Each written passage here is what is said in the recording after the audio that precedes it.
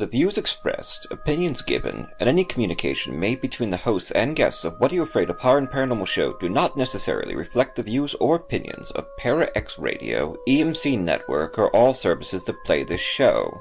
The hosts and services are not responsible for the actions of their guests, and the original rights of all intellectual property is retained by the creator, and all work is used with either permission or Creative Commons license.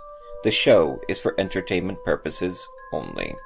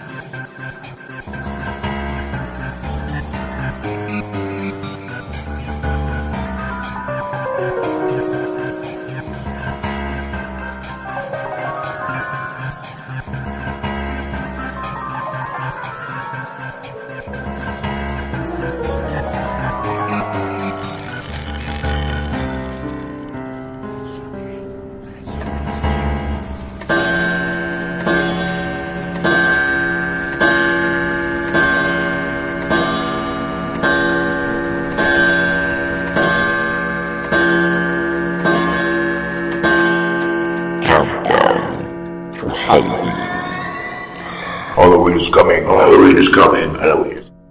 You know, summer is hanging on.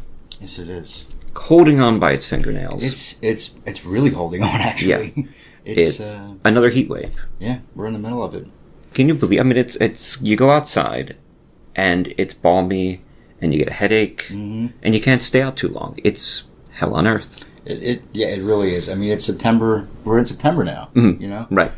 We're past Labor Day. Yeah, we're almost to fall. Yeah, we're getting into that. It's like 90. My phone, I think earlier said 91. 93. I got out there. Yeah, 93. Yeah, I mean it's in the 90s and it's crazy. It's it's a little warm, too warm for this time of year. But I'm feeling full blown Halloween. Yeah, and that's the only thing that's kind of like dampering me a little bit is just the heat weather. It feels more like July than September. You know? Yeah. Well, hopefully we'll get to Gettysburg. Yeah. Elsa and I want to go down. Yeah. Depending on her schedule and the heat and my health. And the heat, yeah. But it would be. We were thinking about going in October.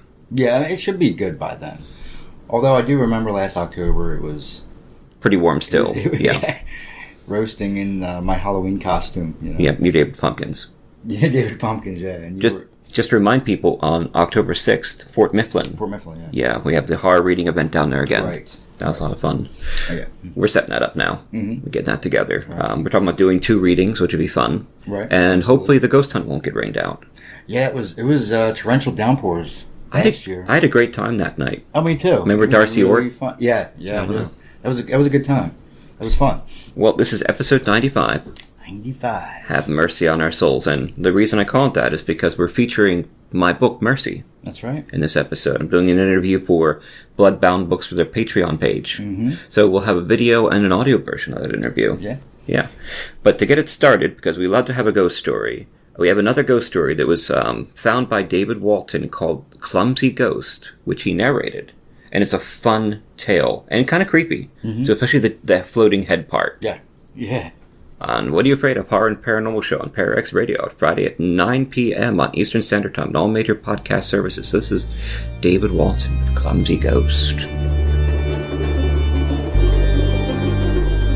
Exeter's Clumsiest Ghost.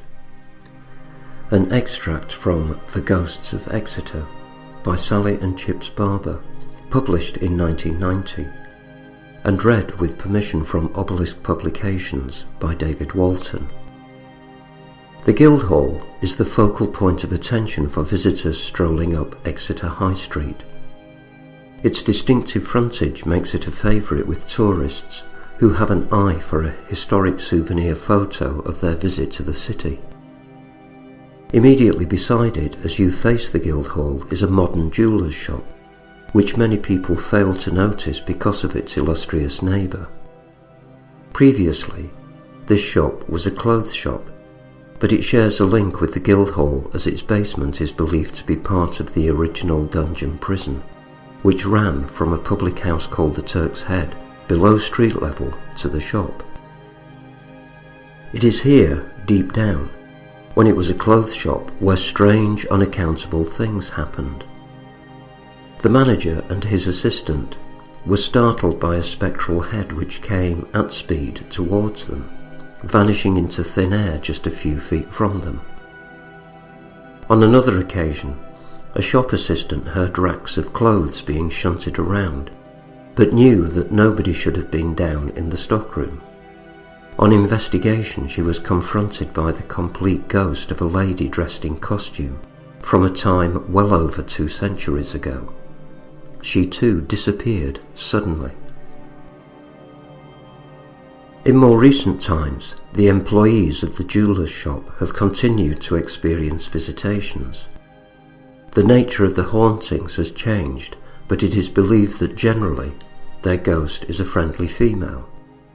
However, she takes obvious delight in being noisy or clumsy, as she has been known to trigger the fire alarm on numerous occasions and keeps knocking items over, making loud bumps in the cellar, usually when there is nobody around.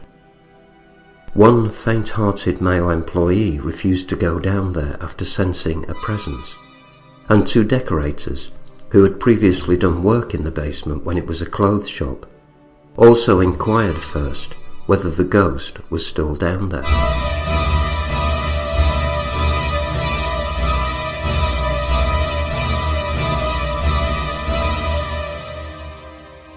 Rat, where are you going? I'm going back to the paranormal view, back where I belong. Please, take me with you. No, I'm through with everything here. I want to see if there's something left in life I haven't explored. Do you know what I'm talking about? Oh, Rat, don't run to them. They talk about ghosts and hauntings, UFOs, and all kind of supernatural scary stuff. You'll never understand, will you, Scarlet? No! Well, that's your misfortune. Rat, if you go, where shall I go? What shall I do? Frankly, my dear...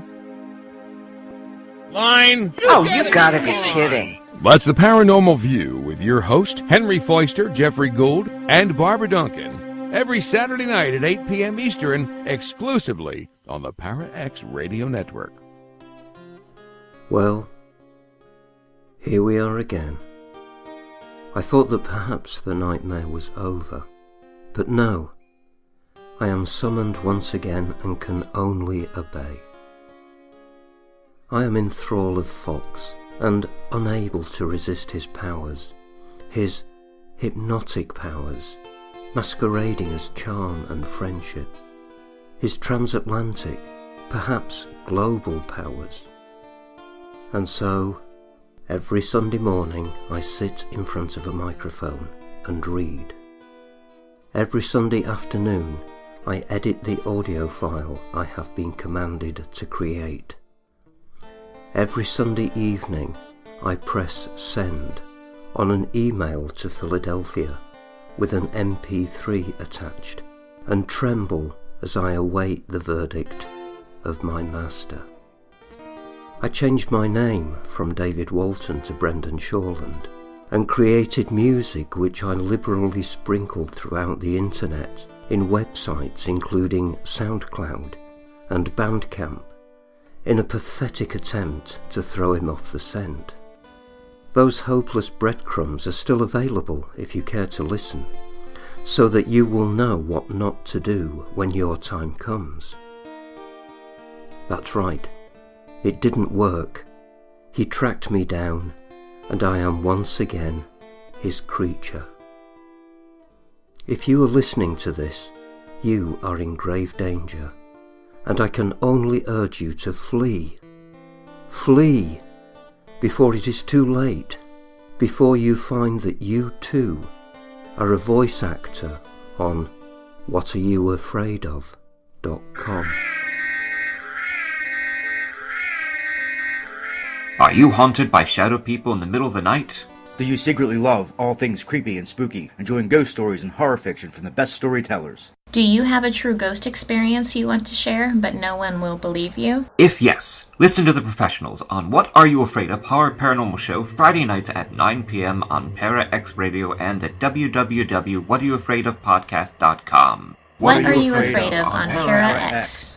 Our creepy and demented hosts are on call to provide you with all your spooky needs with true ghost stories, interviews, indie music, and new horror fiction. We are ready to scare you. Para X. David Walton's always a lot of fun. That was a great story. Yeah, he is good. I love hearing him. Nice little tale to get us in the Halloween spirit. And he's got such a fan club. Yeah, he does. The David Walton fan club.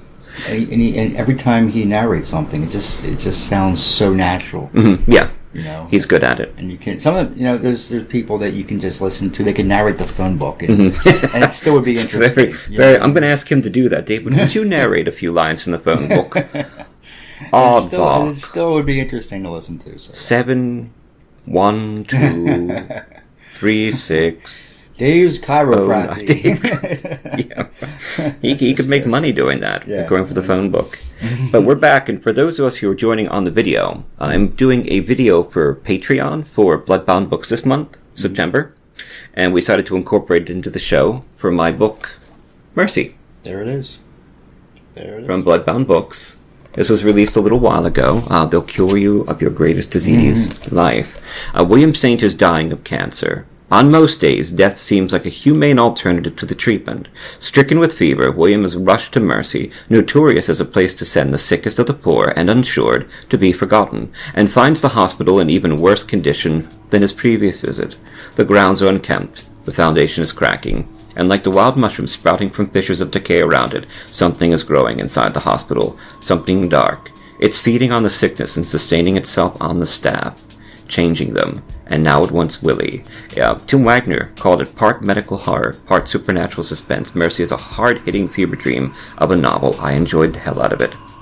Absolutely. He enjoyed the hell out of it. Enjoyed the hell out of it. How do you enjoy the hell out of something? He didn't enjoy the heck out of it. He enjoyed the hell out of it. Yes. That's even better. So you're going to ask me a few questions. Yes, I am. Which I'm delighted. Thank you for doing this. This is Phil Thomas. I'm T. Fox Dunham. Yeah. Hello, everyone. So, Fox. Yes. I'm very familiar with this book. Tell us about. I know you are. Yeah. Maybe. If you weren't, I'd be a little upset. A little worried if you weren't. But yes. Tell us about Mercy. What motivated you to write it? Well, I'm a cancer survivor. Right. And that's been my biggest moneymaker. Boy, I've ridden that thing to death. I've played that card, and I've probably offended every person who ever suffered with me. But you got something like that, you need to get what you can out of it. You get a rotten orange, make some orange tea. Yeah, you're right. Yeah, but it was... I was trying to figure out ways of expressing what I felt during that time. Going through chemo and radiation when I was 18, and it was a heavy amount of chop and a heavy amount of radiation. I had it every day for 6 months, excluding the weekends, here and here, and it's still something that burns me every day. Yeah. And they don't do that kind of treatment anymore. Now it's more precise, and they're amazed I survived. I had a rare kind of lymphoma. It was actually 2 kinds of lymphoma, large cell and Hodgkin's, which they discovered almost on accident after a tumor grew under my ear, which they surgically removed most of my face.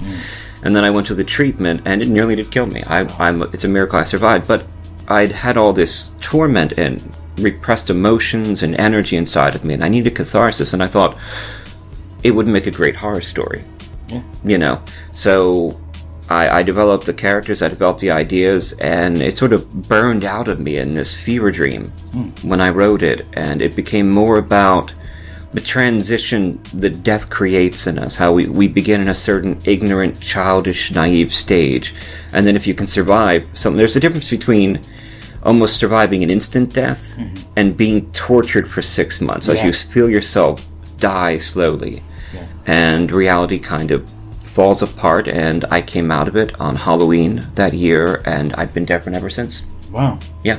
Yeah. And does that have something to do with why you like Halloween? Because you came out of it in Halloween? Yeah, well, as a practicing pagan, besides being a Halloween fanatic, I celebrated Samhain which is our new year. The pagan year is the cycle of life.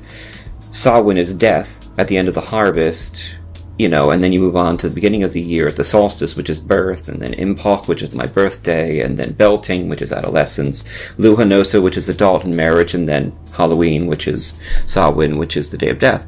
And it was very significant that I was going to die in October, and I nearly did a couple of times there, and then survived and gained my life back on Samhain. Right. So it was a tremendous time for me, and everything felt so real. And I remember going trick-or-treating with friends, and I was like 18 years old, I didn't care. Right. And getting the chocolate, and I couldn't swallow anything because my throat was swollen shut from the radiation. Yeah. So I'm sitting here, just gumming this chocolate, going down my throat and enjoying it, yeah. Wow. That's definitely an interesting story. So how did Mercy get started? What was your process? Okay. All right, so it really, one of my greatest weapons, especially against publishers and editors and audience members, is my personality, my what's been called charisma. And I went to my first Horror Writers Association event in New Orleans. Okay. Not several years ago, like 3 or 4 years ago. Right. Wonderful, by the way. Yeah. If you're going to have a meeting at the Horror Writers Association, go to New Orleans. Right. The Hotel Montalone, if I remember. And so I was set up at the Hazardous Press Books table at the time. Max Booth was 3 tables down from me. Right. And I was set up next to Bloodbound Books. Okay. And my idea was, if I go down here, I'm not leaving here without a couple of book deals. Okay. Right. And honestly, I had a few publishers in mind for Mercy, and it was whomever was closest to me. Nice. And it just happened that Mark C. and Tom were sitting next to me, and so I spent 2 days just kind of feeding them hints and reeling them in and getting them interested in my story, and then I left there with an agreement, and I went home, and in fact that day, flew in from New Orleans, sat down at the table with Barnes & Noble up here, with your old Bill, and just started polishing it off, and I was done the rough draft in 14 days. Wow. Oh, wow. Yeah. That's really good. It took some edits, obviously. It was about 50,000 words, but then it was done. That's still really good. 50,000 words in 2 weeks. About 2 weeks. Wow. Yeah, it was quite an effusion. It was quite a catharsis. Wow. Yeah. I've never done that. no, I think I will. And I probably never will again. It was a one-time thing. Sometimes it happens, though. It's better. It comes out. It's better if you take your time. Right. But you say it was a first draft. I mean, obviously, exactly. You revised, and there was many revisions and things like that. It took a lot of work. Right. Yeah. But and I mean, speaking of the book itself, it's very rich in dark atmosphere, and at times it almost feels a bit hazy. Yeah. So is that what it felt like when you were dying? Yeah, I did. I copied that vision. Okay. I copied that imagery. I copied that feeling that I had, and it really feels like you're sinking. Right.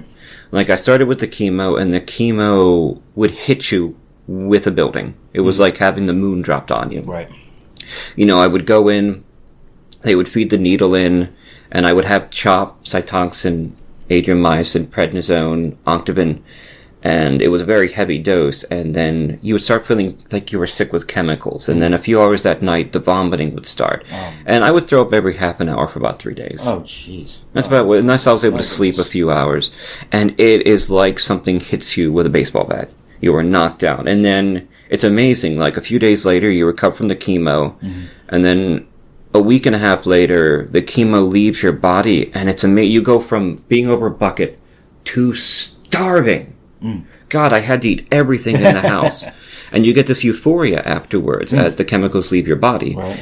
But the radiation was every day. It was like getting an x-ray. Okay. It was just like that, but it was a different kind of system. Right. They'd lay you naked on the table, ice cold, metal packs on your body, and you have to stay very still as they dose you with this radiation. And I had 4 times, so it took about an hour each time down at Penn. Right. And as I was going through this radiation, I was beginning to disintegrate. I was beginning to fade. I was losing weight. I went down to about 80 pounds. Oh, wow. And Whoa. I was basically... I didn't know you were... Yeah, I was. I don't have any pictures from that time on purpose. Right. Specifically, I don't. And I was basically fading, and the world felt like it was fading, and everything started feeling less and less real. And I try to create that in the story. He goes in, and it's very clear and very raw and very sharp. He's in the ER. Willie's in the ER. He gets put into a hospital bed. He's in terrible pain. And then over time, through the sickness and the drugs and things like that, everything begins to fade in the hospital, becomes unreal. Yeah. Almost like a dream state. Yeah. Like, you can't believe reality is what it is. Yeah, right. Yeah. Right. I know what you mean. I do. Yeah, I know. I've been there a few times in my life. Yeah. I'm sure everyone has. Probably not to that extent. Well, definitely not to that extent. But I mean, I've had some traumatic experiences happen to me. But right. So who is the good Dr. Sullivan to you?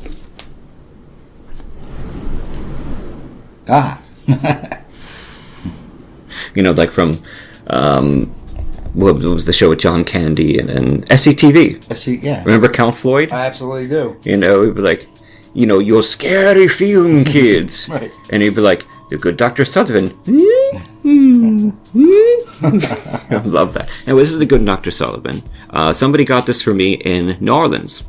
And he's based on a demon that has been in many of my stories, especially at that point. I call it the Dr. Sullivan period. And he was the boogeyman in my stories. And many of them, in fact, if you go back to my old work, like The Siren Lucinda, which I'm sure is somewhere online, and other stories about cancer, he's this doctor that appears, and he's not human. And you get the idea that either he's the devil or he's death.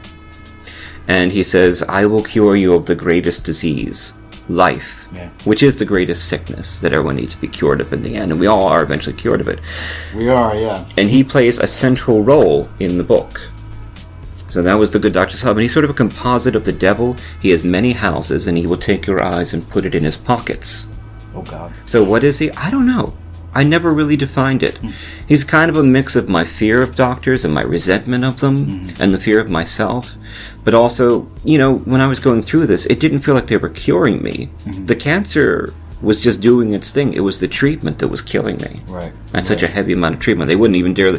I can't even get an x-ray barely today, and I have so many medical problems, now they're finding, pneumonia in the lung right here, because it's where it was radiated out, and they're just dealing with problems with my jaw, and my heart's damaged, and I've got all this trouble, and so I guess maybe he's a composite of the doctors, he's a composite of the devil, but he is the good doctor. And Bill, this is for you, a good doctor. He loves the good doctor. He's shy today, Bill. Nice, very cool. Yeah, I mean, I can see where you're coming from with that. Especially the experience you've had with doctors. I know, and I continue to. And doctors are such a pain in the ass. Yeah. And even today, I got this medication changed from my pain levels and procedures and things like that. And it was working. I was feeling better, and now the insurance companies are denying it. So begin the next battle. Yeah. And it's just, if this stuff stops, I stop. Yeah. All this medicine, all this treatment, it gets exhausting having to deal with the healthcare system. Yeah. And the state it's in nowadays. And I'm dealing with it too. With your mom. My own mother. Yeah. I didn't tell you this, but the latest is they're going to do the surgery. Yeah, right, you did. Actually, I did tell you. Yeah. I'm sorry, because it was just yesterday. Yeah. So he said, and I'm going to make this quick, he said, the surgeon, that if you get an okay from her GP, then make an appointment with me, and we'll set a date. Okay, so I called her GP, right? And this is just an example of just what you've been talking about. That's fine, Phil. Go ahead, man. I called the GP, and I said, explained that, hey, the surgeon's going to do the operation, but we need an okay from the GP. Yeah. And then he said, well, when's the surgery date? I said, we don't have it yet. We need the okay first, then we'll give the surgery. Well, you need to get the surgery date first, and then we'll give you the. I'm like, what is this? Like, it's like a hamster wheel, Yeah, right. They just basically bouncing back from one to the. Yeah.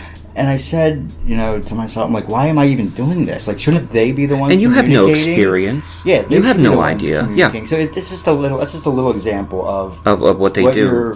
What they put people through nowadays. They make you fight for treatment. Yeah. It's really... and if they, ridiculous. I'll tell you, if they succeed in removing pre-existing conditions from insurance packets, then, I've got a bottle of morphine up there for when I'm in pain. and I'll wait until I have the last 10, and then I'll take them in one big gulp of brandy and sayonara, because that's it for me. Yeah, and you know what? And the healthcare industry wouldn't care. No, actually, they'd be glad to be rid of me, and a lot of people out there. And this is really close to mandated extermination of drains on the state. Right. Yeah, I know. It's really just, it's insane.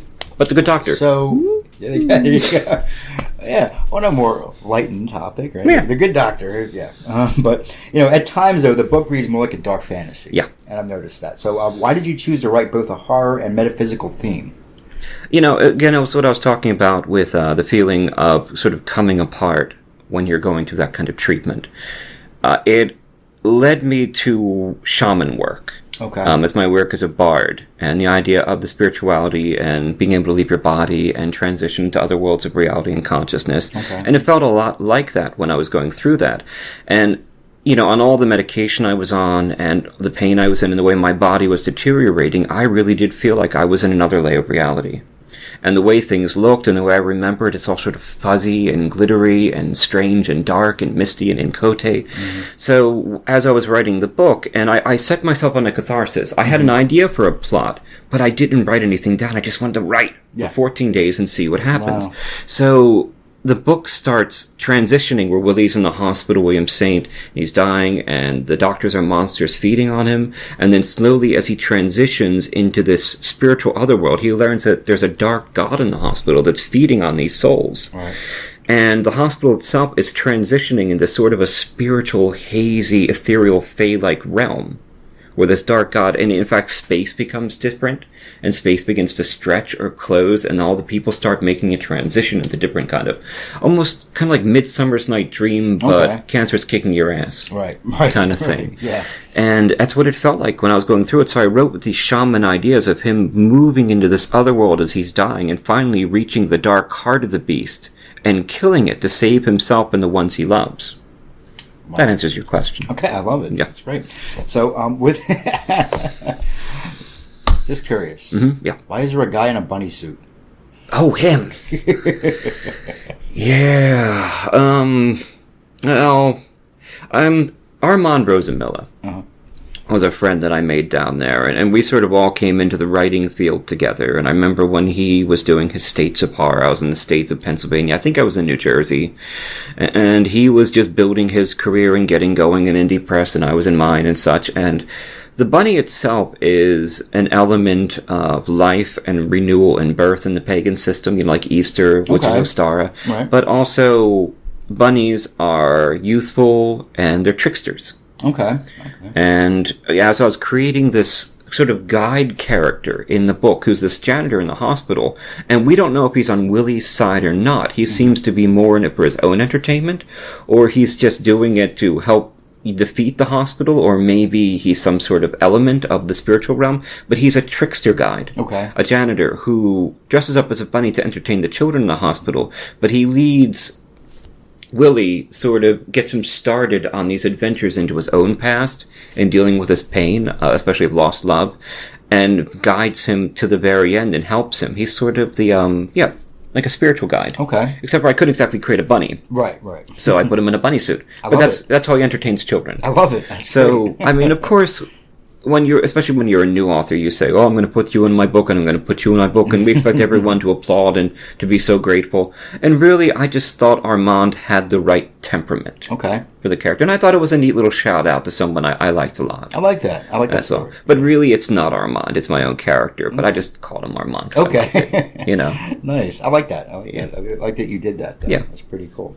So in the book, Willie, the main character, he's repeatedly violated and fed upon. Yeah. Is that how you felt, and do you still feel that way? Yeah, all the time. Okay. And it's not just physically, it's mentally and spiritually. Okay. I mean, you have something in your brain which says don't penetrate your skin. Right. Yeah. Otherwise people would shred their skin all the time. We'd die of sepsis. So every time, and you feel pain when you stick your skin. So every time you let a doctor pierce your skin with a needle, you're sort of bearing yourself down for that. What you really want to do is say stop. And of course I let them do things like suck marrow out of my hips, which is the most painful thing I've ever had done, or spinal taps.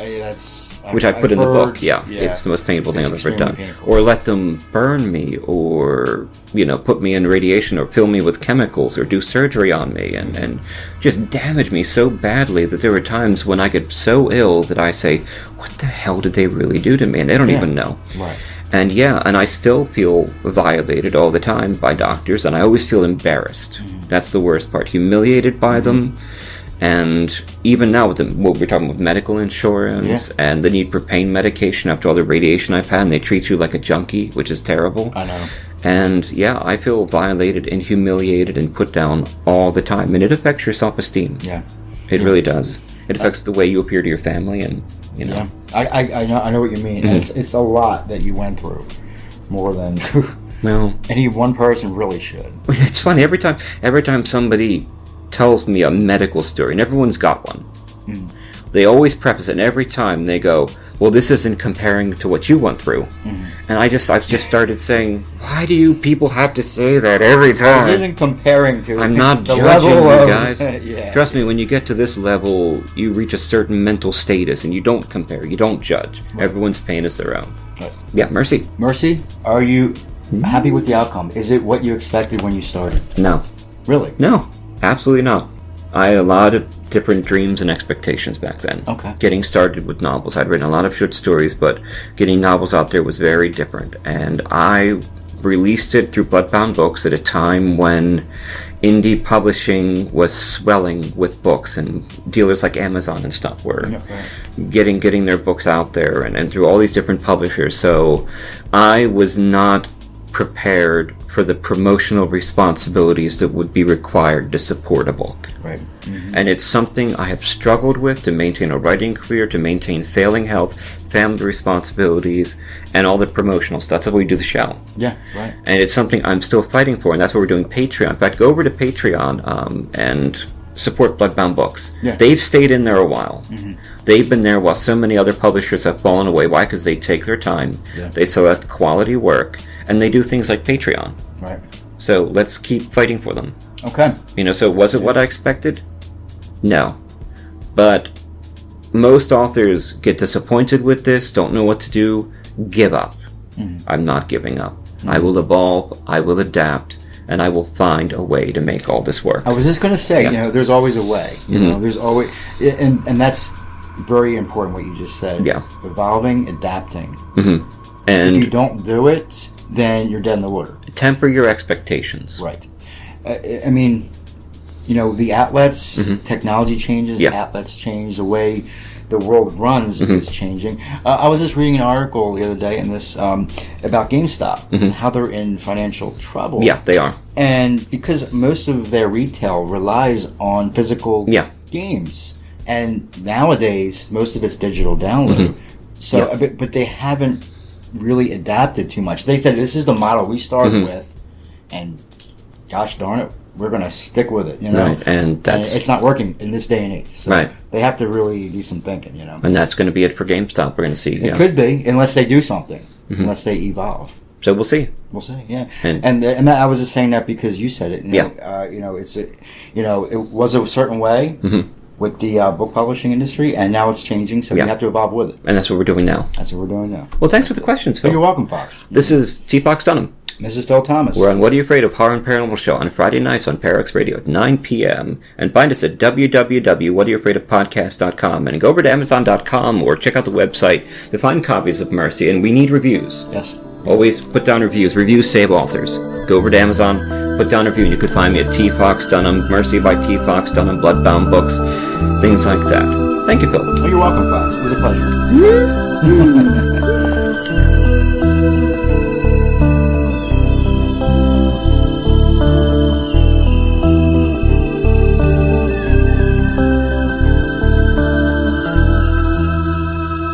An excerpt from Mercy, a horror medical thriller by T. Fox Dunham, published by Bloodbound Books, and read by David Walton.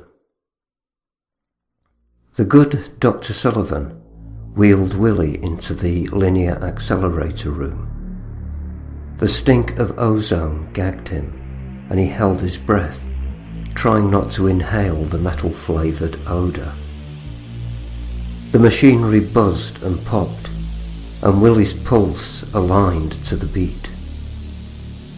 It made him think of cherry soda, and he could taste it, felt it tickling his nose. His few remaining hairs stood up on his head and down his neck. The good doctor leaned over him on the stretcher and gazed through him from behind black ink lenses. His goggles sucked to his face. Willie wondered if the doctor even has eyes underneath the dark shields. Sullivan poked at Willie's face, playing along his temples and tickling his cheeks. Willie felt the urge to giggle like a child. Yes, coming along nicely.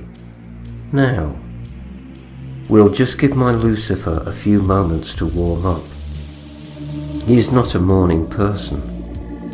The good doctor threw some levers, and gears spun into action, turning and swirling like glittery pinwheels. Were you always a doctor? Willie asked. Oh yes, I was a doctor before there were diseases. I was the cure before the ailment. Morphine still circulated in his system, and it had him floating a bit. He knew the danger he suffered, the mortal fate coming, and immoral loss. But the morphine had removed his self-preservation, his care for life, and he felt relieved to be rid of it. He'd started slicing it away in that car ride when he took her pills. He hadn't realized, but that was what he was doing. He just took one pill at a time until it started to hurt, and then he took more to make it stop. They say you are a good doctor. I cure all my patients of their worst diseases, he said, pushing Willie over to the table. I take away the pain. He injected Willie with the magic serum, and Willie's mind dissipated. He joined to the dark home world. Straw wove into his mind. Rubber gloves fused his skin. He sank into the fabric of the hospital and spilled through to the other side. In his blurred vision, he could make out a dancing crimson light. I'm in pain, he said, his mouth not quite dissolved from the radiation room. I know, my friend. I can smell it. I can sense. It burns away the sun. I can help you. I am known as kind. I live to cure you of your greatest disease.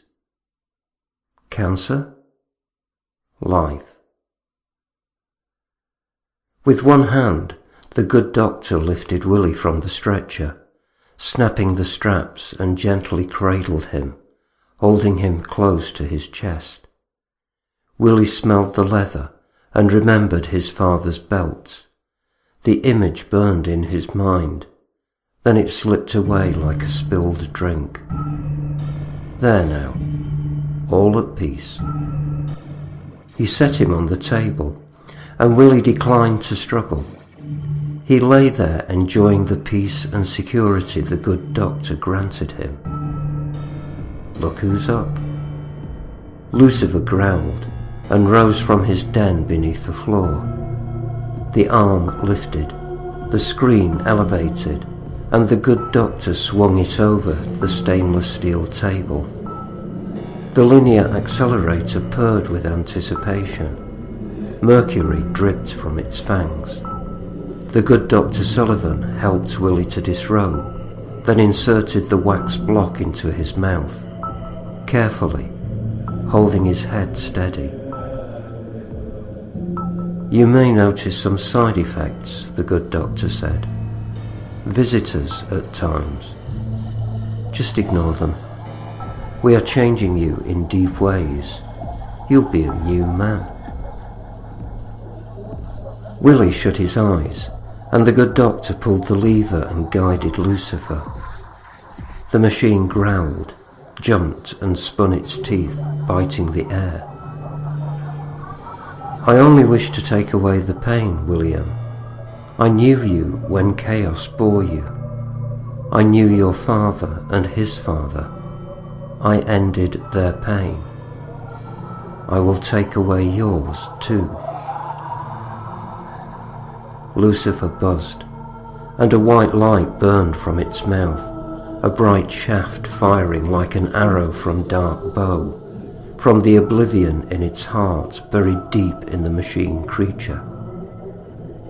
The church organ played its melancholy melody, reverberating off the sterile metal walls of the chamber. Lucifer moved over Willie and drove its teeth into his flesh, this time cutting deeper. Where the beast touched, sharp pain ripped, and then it numbed. The beast devoured layers of flesh, leaving the muscle, exposing his true self beyond the skin. Willie could see his arms, the white skin cut away.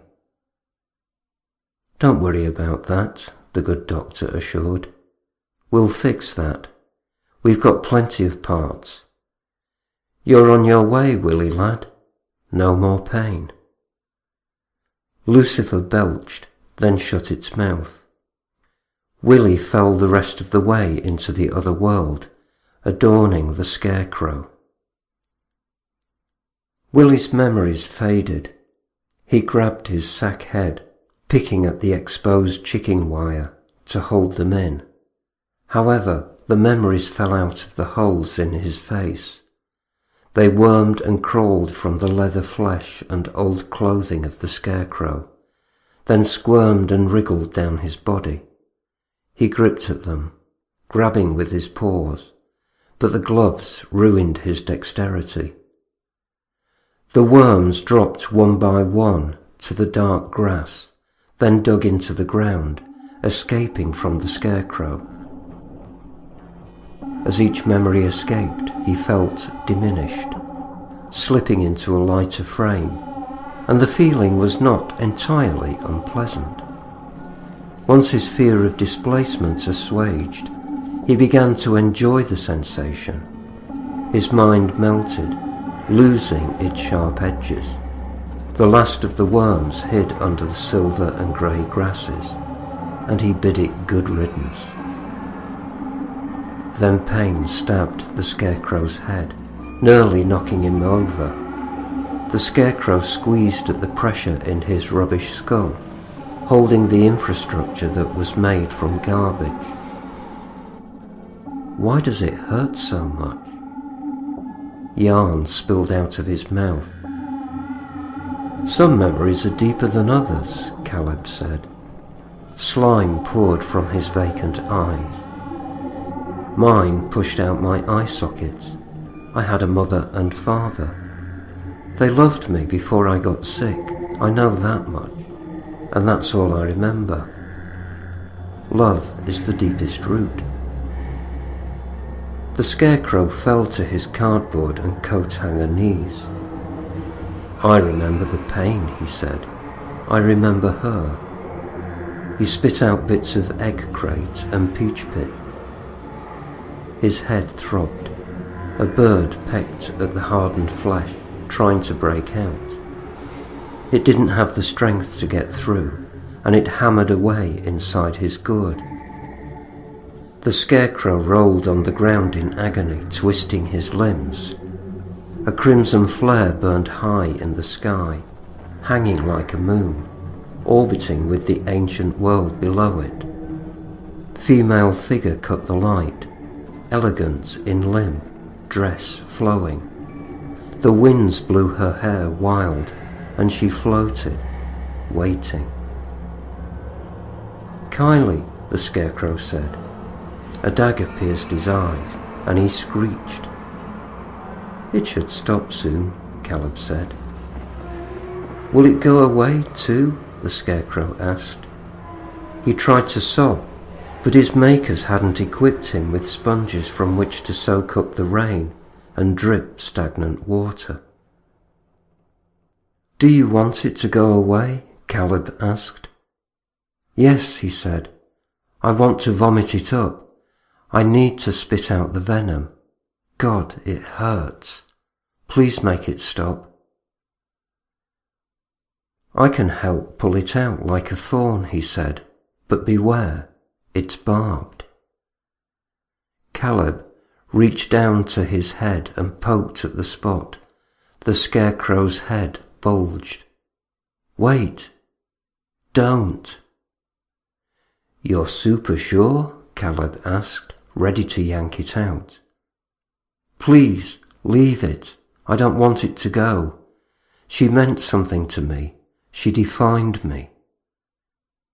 Who was it? Caleb asked. It began with an A. Caleb sighed. You're going to wish you've gotten it out of you. The pain eventually assuaged, calming as he rolled, and the scarecrow relaxed. Once he decided that he wanted to hold on to the memory, the pain had eased. The bird crawled back into its egg. You're going to regret that, Caleb said. How? They won't let you keep it, he said. The child sat on the grass and plucked up some fronds. He fiddled with them. And it'll hurt more if you fight. This is how you're prepared.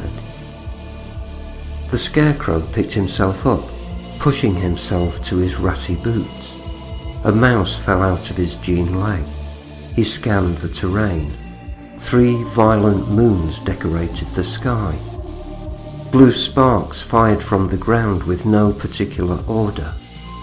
Lightning, sans a source, matched the ground sparks in the sky above him. The scarecrow steadied himself on uneven ground.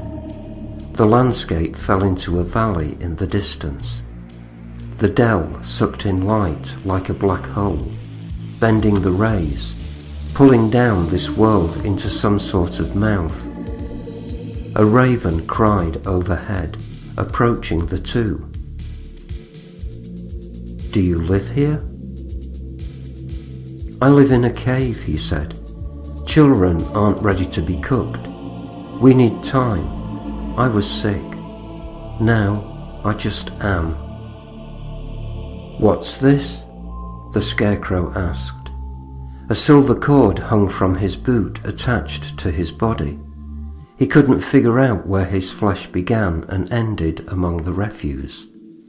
If he started pulling out his components, would he fall apart? That's the anchor back to your world. It will thin as you are cooked. You couldn't see it before, something to do with light, time, gravity. I remember Einstein. It's funny like that. You can't recall personal stuff, but you remember knowledge. It's how the soul is made up.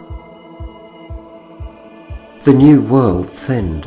A fog rolled over it, and he couldn't tell if it was his eyes or the weather of this alien plane. His body deteriorated, evaporating into mist. The silver cord tugged on his leg, then yanked him into the air. He tried to grab the ground, but it pulled him too fast. The air ripped, tearing into 2 halves, and a blue light emanated from the gap. It pulled him through. As he passed from that world, he gazed upon the Red Lady waiting, orbiting the old world, orbiting him, and he screeched again, screaming himself awake from the nightmare. The scarecrow woke up as Willie, and he remembered.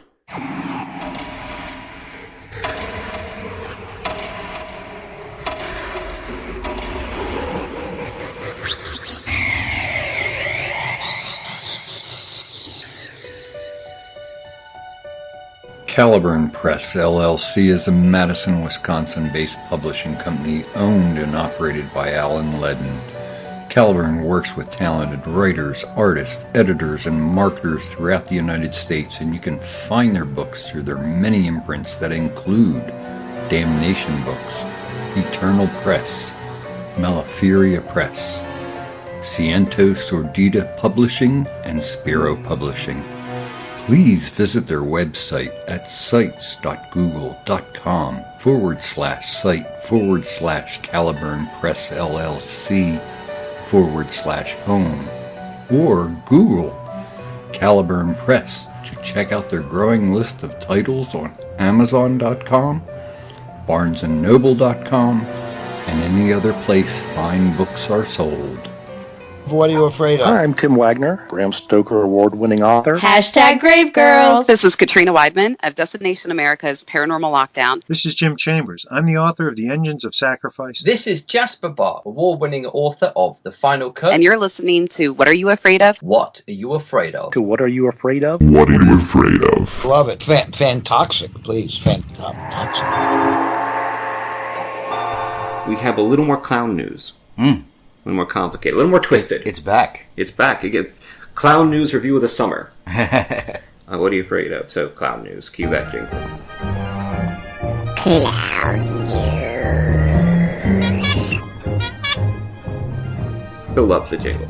Bill does love Whenever we talk about clown news, he always goes, clown news. Like he does which is just me with changing the pitch and stuff, because, we don't have the money to pay professionals, so we just kind of... Right, we just do it ourselves. Why not? And you know what? We sound better than a lot of shows out there. Right. Honestly. So clown news. This happened over in Great Britain, close to Scotland. Okay. And it's crazy. There was this young mother over there. She had a boyfriend. He's a fantasy author. He published a book. He self-published a book. And basically, she's going to be jailed for the next 11 years. Oh, God. For stabbing her occasional boyfriend after they had intercourse. After she texted him and said, men should only be human sacrifice. What? Yeah, I actually think all women think this. But she dressed up as a clown, put a pillow over Kieran Berwick's head. Right. And she said it was a sex thing. Okay. And she said, basically he didn't want to, so he did the pillow thing. And she stabbed him, dressed as a clown. Oh, goodness. And for her, it was all part of sexual excitement. Oh, boy. Wow. So what happened to him?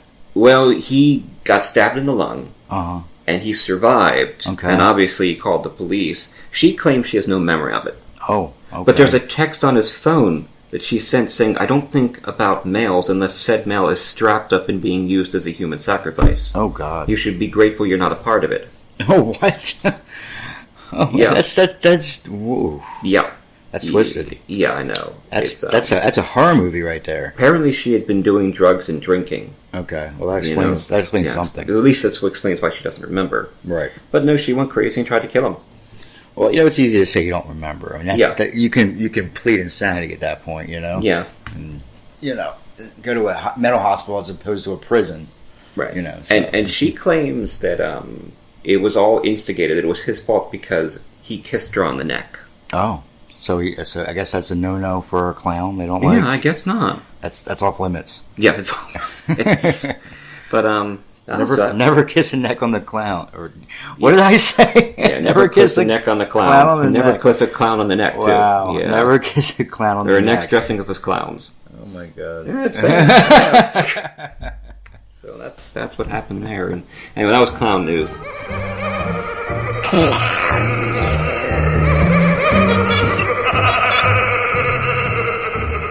Oh, man. Don't know if we'll ever see the like of it again in our time. I'm sure we will.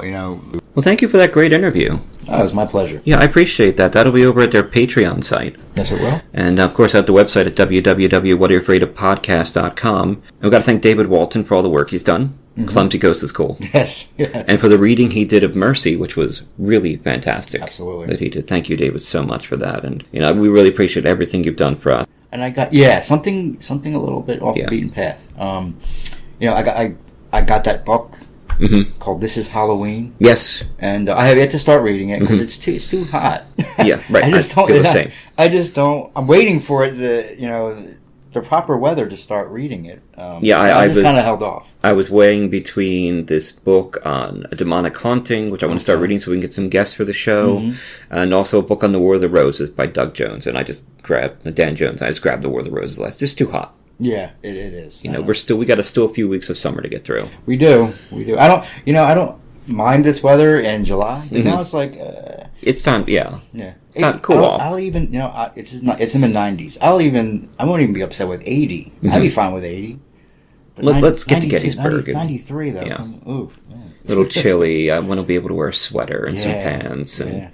But yeah, baking sounds fun. Some pumpkin stuff and cookies. I want to do some pumpkin cookies. I want to do some cookies. Come on over. I'll show you my technique. Okay. I know how to make them the softest cookies in the world. Nice. But this was fun, and thanks David Walton for everything you did. And we're going to close the show with a Halloween song.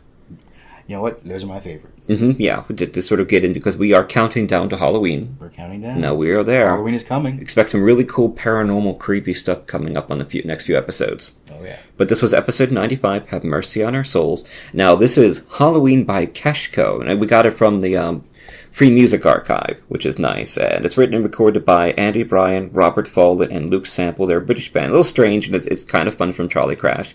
And they have another album called Deforestation. And find links to their band up at the website at www.whatayouafraidofpodcast.com. But thank you for the interview, Phil. I really appreciate it. Like I said, it was my pleasure. I had no problem. It was great. And we'll see everyone on episode 96. Michael Bodine. Well, I'm T. Fox Dunham. And I'm Phil Thomas.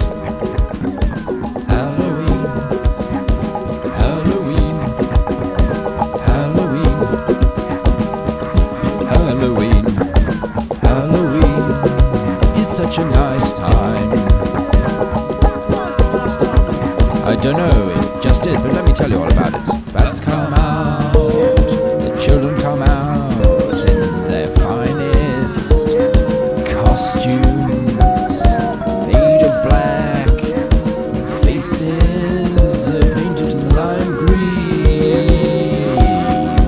Makes you sick. Halloween, Halloween. Halloween, pumpkin pie, pumpkin pie, pumpkin pie, give it a try, it tastes nice, eat it! Mothers serving pumpkin pie on plastic plates for their children. Talking, she tells them it will feed them up.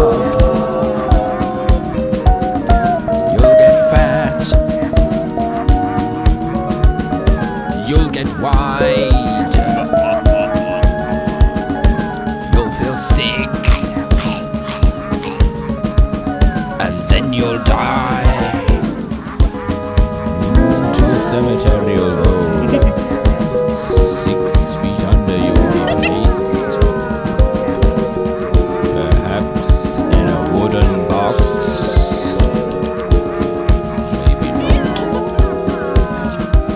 In the fiery depths of hell. In the fiery depths of hell. In the fiery depths of hell. Hello there, young man. Would you like to buy a used car? In the fiery depths of hell, you'll meet Satan and his three-pronged friends. Yes, he will poke you and he'll roast you. That will be your end. Halloween will not be your friend. You will see God. Never again.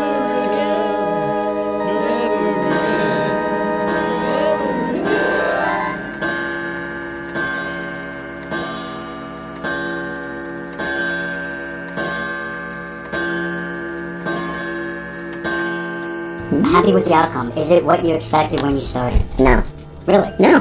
Absolutely not. T. Fox Dunham lives in Philadelphia with his wife Allison. He's a lymphoma survivor, cancer patient, modern bard, and historian. His first book, The Street Martyr, was published by Gutter Books. A major motion picture based on the book is being produced by Throughline Films. Destroying the Tangible Illusion of Reality or Searching for Andy Kaufman, a book about what it's like to be dying of cancer, was recently released from Perpetual Motion Machine Publishing, and Fox has a story in the next Stargate anthology from MGM and Fandemonium Books, Points of Origin. Fox is an active member of the Horror Writers Association, and he's had published hundreds of short stories and articles. His motto is wrecking civilization, one story at a time. Phil Thomas is an author and screenwriter from the suburbs of Philadelphia. His screenplays have been produced into feature films False Face and Always from Darkness, and are available in major retailers such as Best Buy and Target, as well as availability on Netflix and Amazon On Demand. His short films can be viewed on his YouTube channel, Film Zero Presents. He is a member of the International Association of Professional Writers and Editors, and he currently writes for Cultured Vultures, Game Skinny, and BloodyDisgusting.com. His first novel, The Poe Predicament, is being published in 2018 by Caliburn Press.